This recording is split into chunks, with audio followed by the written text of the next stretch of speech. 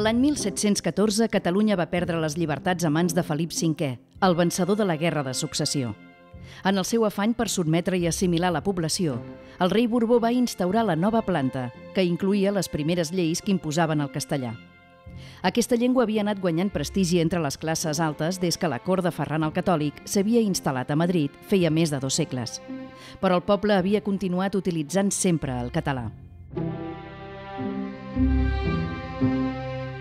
Abans del gran tall, que va ser la nova planta, el català és la llengua social del país, utilitzada no només en el dia a dia, sinó també en els usos, diguem-ne, comercials, notarials, oficials, i per tant és la llengua que té un rang, diguem-ne, de llengua normal del país.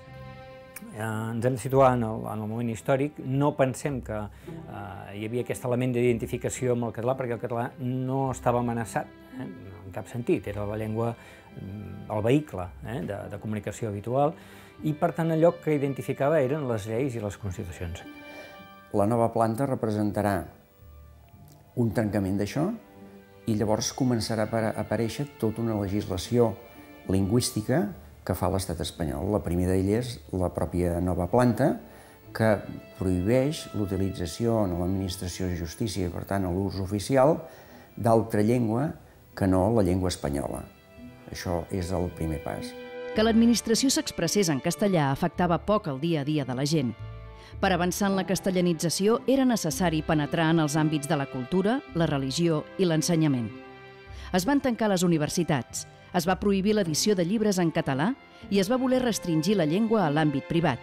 Fins i tot hi va haver, al llarg del segle, restriccions explícites d'ús del català en l'àmbit religiós. Però els hàbits de la població no van modificar-se tan fàcilment. Tot i que l'ensenyament es va obligar a ensenyar en castellà, la gent no estava preparada, ni els mestres, ni els professors d'universitat, ni els alumnes tampoc no l'entenien. Aleshores, aquesta va ser la causa per la qual realment no es va ensenyar en castellà del tot, s'anava introduint a poc, i pensem també que la universitat no era només, la pugna no era entre el català i el castellà, sinó que es va continuar fent tot en llatí.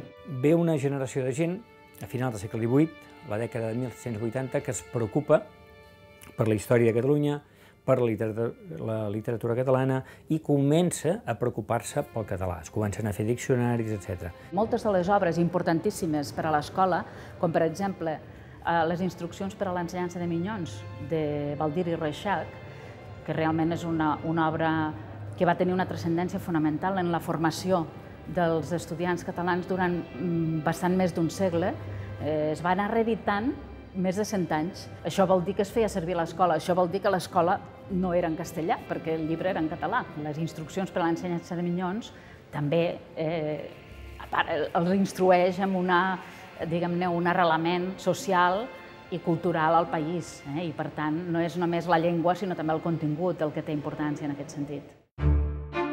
La consciència que s'havia començat a manifestar públicament a finals del segle XVIII va ressorgir amb molta més força al cap d'un segle.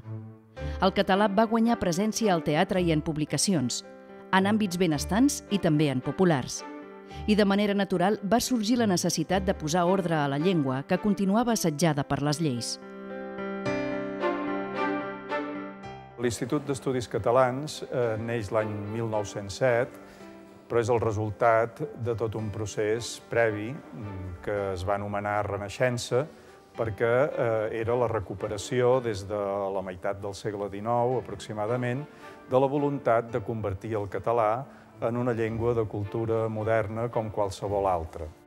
Si en la primera etapa, diguem, de segle XVIII i segle XIX, les principals disposicions se centren en l'ensenyament, en excloure la llengua catalana de l'ensenyament, i un punt important és la llei Moyano, quan es fa una llei d'ensenyament general en el país. Després anirà tenint incidència mitjans en el segle XX, sobretot les disposicions, diguem, d'exclusió de la llengua catalana en els mitjans de comunicació. Les dictadures de Primo de Rivera i sobretot la del general Franco van fer que al segle XX el català visqués una de les ofensives més dures de la història. Durant les dictadures, defensar la llengua i fer-ne ús en l'àmbit públic tenia un gran risc. Però això no va impedir que els parlants fossin actius en el manteniment i la defensa de la llengua individualment i per mitjà de les entitats cíviques. El catalanisme, com a moviment a favor de la llengua, ha estat, d'una banda, transversal. Per què ha estat transversal? Perquè gent de diferents sectors i de diferents tendències polítiques s'hi han escarrassat i han actuat. D'una banda, burgesos, pensem en Francesc Cambó, per exemple, o dirigents socialistes com Aureli Capmany, o dirigents comunistes com Teresa Pàmies, com Andreu Nin. Amb el restabliment de les institucions democràtiques el 1977 va arribar també la restauració de les institucions catalanes.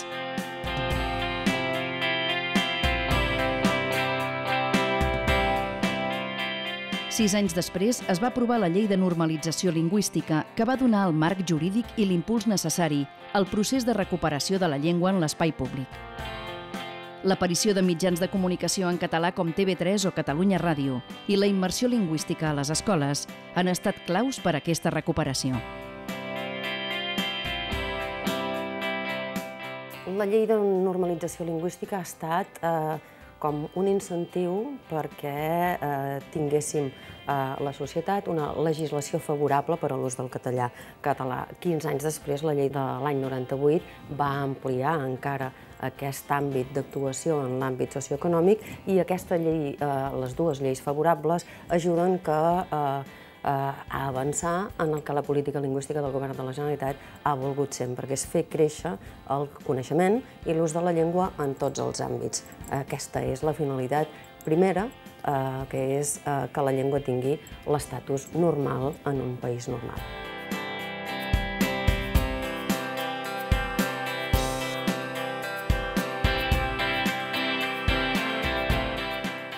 Des del 1714, amb totes les contradiccions que s'hi vulgui trobar, la majoria de ciutadans, de pobladors de Catalunya, han defensat la llengua i cultura del país. No ha estat equivalent al tancament. Prova d'això és, per exemple, la trajectòria de grans persones de la cultura catalana, com posem per cas Pau Casals o Joan Miró, que han estat locals, és a dir, arrelats al país, i alhora oberts a l'univers, a tota la resta d'habitants del planeta. Jo crec que qualsevol persona que va a parar en una societat el que vol és sentir-se part d'aquesta societat, i per tant la llengua és un element més del conjunt de passes que s'han de fer per sentir-te membre d'aquesta comunitat. En aquest sentit, l'experiència de Barcelona i de Catalunya és molt positiva. Hi ha la primera immigració dels anys 60 i 70 i també la més recent immigració. Jo crec que la política que es fa des de l'Ajuntament o des del Govern de la Generalitat, a través del Consorci, en aquest cas, és de facilitar al màxim aquesta voluntat. El Consorci per la Normalització Lingüística treballa a tot el país. A Barcelona s'han fixat dues prioritats. Primer, l'extensió del coneixement. L'extensió del coneixement del català encara és molt necessari amb catalans castellanoparlants, extensió d'una millora del català de més fluïdesa i de més coneixement de la llengua entre catalans i catalanoparlants, sobretot a nivell escrit, i després també l'extensió del coneixement entre els nouvinguts, que n'hi ha molts que no han passat, que hi ha ben bé un 70% o més de la ciutat de Barcelona que no han passat pels cursos de català, de nouvinguts arribats al voltant de l'any 2000 en endavant. Per tant, aquest és un objectiu principal. I un altre és l'extensió de l'ús des d'un punt de vista oral. Si tu fas activitats pels nostres alumnes, per exemple, en llengua catalana, activitats lúdiques, ajudes que la llengua no només quedi a l'aula, que el català no només quedi a l'aula, sinó que també es traspassi al carrer. L'avantatge que tenim és aquest, que al llarg de la història sempre la gent que ha anat arribant s'ha anat integrant en la societat catalana i, a més, d'una manera molt natural, molt poc forçada, i jo crec que s'ha de tenir l'esperança que les migracions actuals també arribaran d'alguna manera a integrar-se, sempre que nosaltres també tinguem aquesta capacitat d'empatia per poder-los atraure.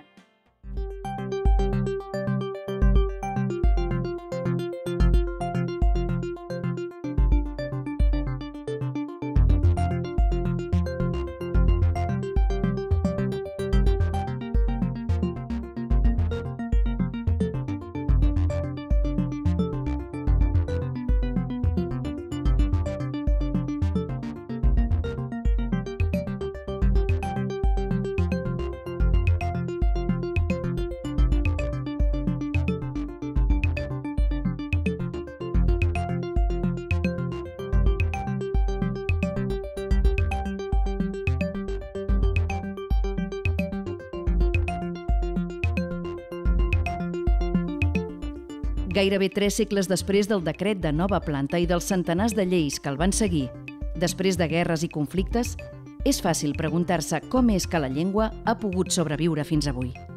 Només té una explicació, sobretot i fonamentalment per l'ús de les classes populars de la majoria de la població del país, que segueix tenint la llengua catalana com a pròpia i, evidentment, no només l'usa, en fa ús en l'àmbit privat, que és on es vol recloure, sinó en l'àmbit de les seves relacions. El fet que es transmeti la llengua depèn, com és lògic, de la utilitat i el prestigi que les famílies veuen que pot tenir per als fills.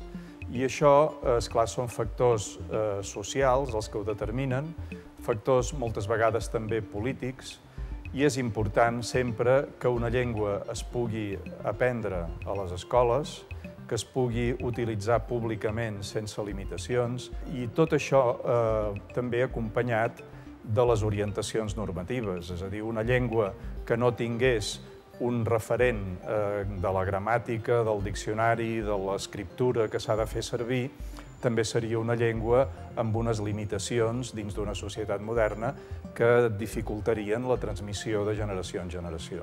Ni de bon tros estem encara allà on voldríem i allà on volem, però el que sí que jo voldria remarcar és que després d'aquests 3 segles, després de tota aquesta etapa no democràtica, hem fet un salt enorme, qualitativament molt alt i quantitativament molt alt. Mai com ara hem estat tants parlants de llengua catalana en tot el territori del domini lingüístic i a Catalunya especialment. Mai com ara hem sigut tants i hem tingut el català en àmbits on abans era inexistent. Pocs pobles com el poble català i, per tant, la seva capital, Barcelona, ha viscut amb tanta intensitat el que és la repressió sobre una llengua i també amb tanta voluntat la resistència perquè aquesta llengua no desaparegui. Per això no és casualitat que Barcelona fos la ciutat on es va aprovar la Declaració Universal dels Drets Lingüístics el 1996. La seva filosofia és un crit d'alerta per tot el món, encara avui. Cada vegada que es perd una llengua o cada vegada que hi ha ciutadans que veuen limitat el seu dret a usar la seva pròpia llengua, doncs la humanitat en conjunt s'està perdent alguna cosa.